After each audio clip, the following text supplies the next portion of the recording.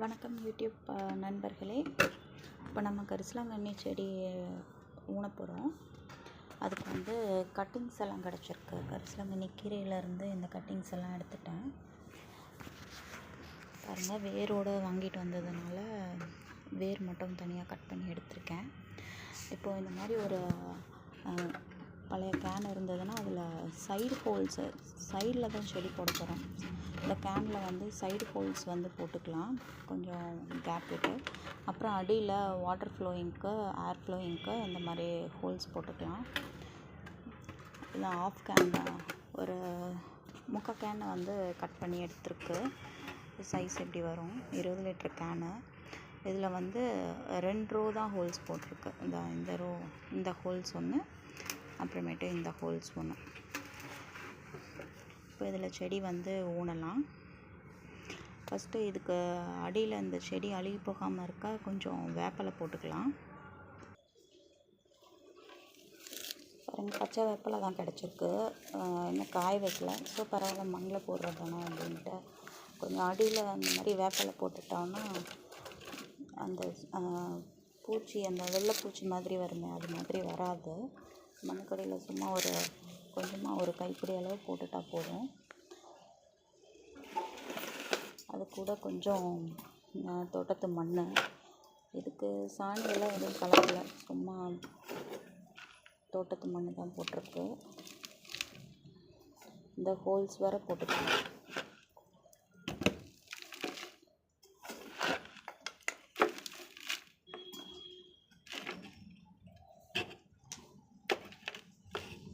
Holes வேறு போட்டாச்சு.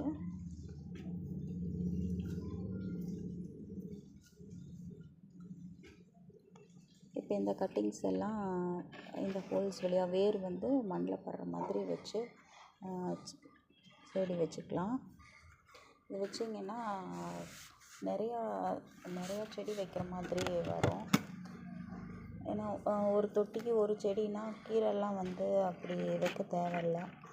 கொஞ்சம் நெருக்கமாக இருந்தாலும் தலைங்கெல்லாம் ஒன்றும் ஆபத்து இல்லாமல் விளையும். ஒரு 15 ஹோல்ஸ் அந்த மாதிரி போட்டேன். ரேண்டமாக தான் போட்டேன். வேறு அடிப்படாமல் உள்ளுக்குள்ளார இருந்து சொருகிற மாதிரி பார்த்துக்குங்க. வேறு கிளை கட்டாகி போச்சுன்னா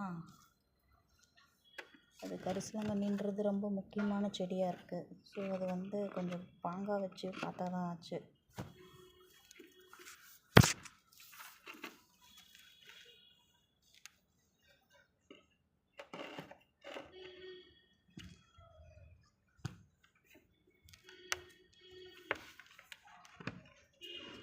விளைஞ்சதுன்னா நல்லாயிருக்கும்.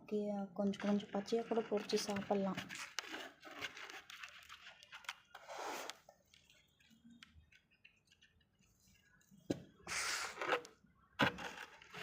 கீரையிலேயே இந்த பச்சை தலையிலே துளசி எவ்வளோ முக்கியமோ அந்தளவுக்கு கரிசலாங்கண்ணி முக்கியம்.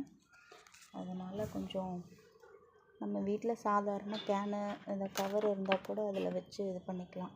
இப்போ அது வேறு ஓரளவுக்கு உள்ளார இருக்குது.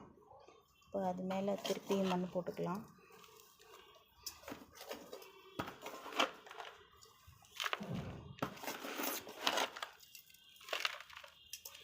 ஒரு ஃபஸ்ட் லேயர் ஹோல்ஸுக்கும் செகண்ட் லேயர் ஹோல்ஸுக்கும் ஒரு விரல் அளவு இந்த அளவுக்கு கொஞ்சம் கேப் இருக்குது.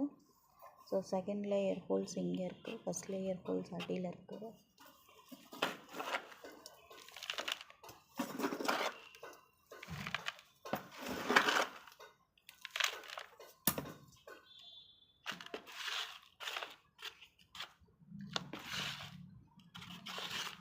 இப்போ தண்ணி ஊற்ற அது கொஞ்சம் அப்படியே மண் இலகிரும்.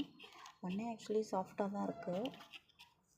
கீரைக்கு ஏற்ற மண் தான், ரொம்ப வரன்னு இல்லாமல் இப்போது கொஞ்சம் சாஃப்டாக இருக்க மண்ணாக இருந்தால் கொஞ்சம் நல்லது. தண்ணி ஊற்றி ஒரு 4-5 நாள் ஊற வச்சோம்னா கொஞ்சம் சாஃப்ட்டு கிடைக்கும். சாணியும் இதுவும் போட்டு ஊற வச்சா கூட ஒரு சில மண் இலகிரும், சாஃப்டாக வந்துடும். பாருங்கள், அடுத்த ஹோல்ஸுக்கு செடி வச்சுக்கலாம். செகண்ட் லேயர் ஹோல்ஸ் இருக்குது.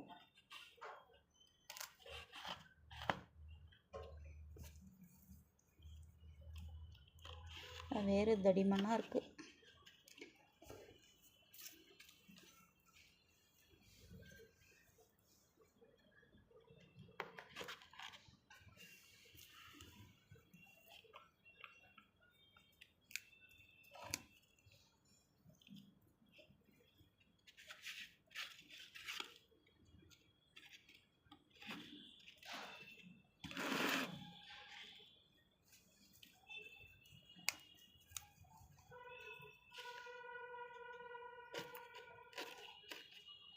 தக்காளி செடி இது மாதிரி வச்சுருக்கேன்.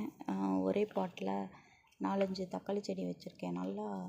நல்லா இருந்தது. அது சுற்றிலையும் ஃப்ரூட்ஸ் வந்துட்டு அது நல்லா இருந்தது.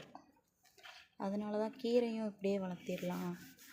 புதினாலாம் இப்படி வைப்போம், ஒரே இதுலேயே கொஞ்சம் தலையை அது கிள்ளிக்கலாம்ல, அதுக்காக.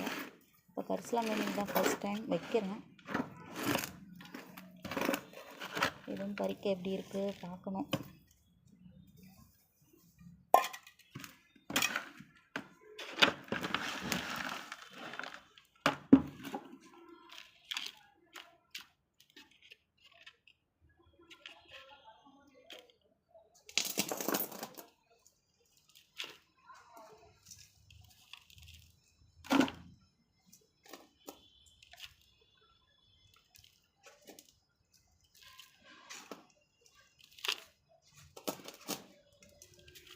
கொஞ்சம் அது மண் குறைச்சலாகவே இருக்கட்டும். நம்ம தண்ணி ஊற்றி அது மேலே கொஞ்சம் முளைப்பெல்லாம் வந்ததுக்கப்புறம் இதுக்கு காஞ்ச வேப்பிலையை போட்டு ஒரு மூடாக்கு போட்டு விட்டோம்னா வேர் உணராமல் இருக்கும் அடிக்கிற வெயிலுக்கு. இது ஒரு 10 நாளைக்கு நிழலில் வச்சு தண்ணி ஊற்றணும்.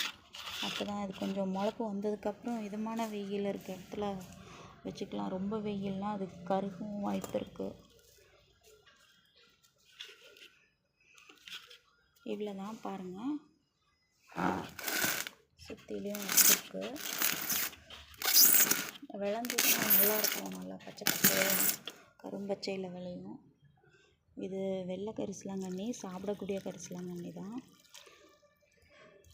ஃபஸ்ட் டைம்ன்றனால தண்ணி கொஞ்சம் அதிகமாகவே ஊற்றுறேன். அப்புறம் சும்மா ஈரம் பார்த்து தொளிச்சா போதும். ஒரு 10 நாளைக்கு தொளிச்சோம்னா போதும். இன்றைக்கி ஃபஸ்ட் நாள் அப்படின்றதுனால இவ்வளோ தண்ணி ஊற்றிருக்கு. அடுத்தெல்லாம் ஈரம் பார்த்து 2 நேரமும் தண்ணி தொளிச்சிட்டா போதும். கொஞ்சம் பாங்காக வச்சு பார்த்தோன்னா செடி நல்லா தழைஞ்சிக்கும். நிழலில் 10 நாளைக்கு நிழலில் தான் வைக்க போகிறேன். அதுக்கப்புறம் தான் கொஞ்சம் இதமான வெயில் இருக்க பக்கம் வச்சு வளர்த்த போகிறேன். கொஞ்சம் தழைஞ்சதுக்கப்புறம் நான் உங்களுக்கு திருப்பி ஃபோட்டோ போடுறேன். தேங்க்யூ.